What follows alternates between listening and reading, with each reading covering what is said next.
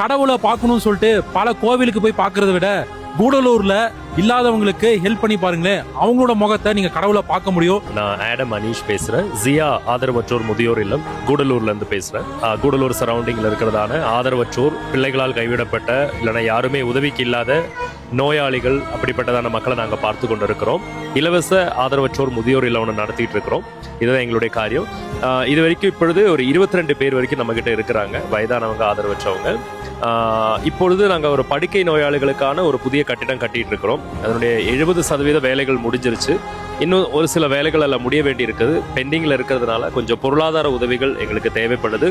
உதவி செய்ய விரும்புகிற நல்ல மனசு இருக்கிறவங்க பொருளாதாரமாவோ பணமாவோ பொருளாகவோ எங்களுடைய முதியோர் இல்லத்துக்கு நீங்க உதவிகள் பண்ணலாம். நிச்சயமாகவே அது கஷ்டப்படுகிற, படுக்கையில் இருந்து ரொம்ப வேதனையோடு கூட இருக்கிற மக்களுக்கு இது போய் சேரும். ரொம்ப நன்றி. கண்டிப்பாங்க. நிறைய பேர் என்கிட்ட கேட்ட விஷயம், நாங்க ஹெல்ப் பண்ண ரெடியா இருக்கோம், ஆனா ஆதரவற்றோர் இல்லம் எங்க இருக்குன்னு சொல்லி நிறைய பேர் கேட்டிருந்தீங்க. ஸோ நம்மளுடைய கூடலூர்ல இந்த ஆதரவற்றோர் இல்லம் இருக்கு. உங்களை தேடி ஒரு சின்ன சப்போர்ட் கேட்கறாங்க.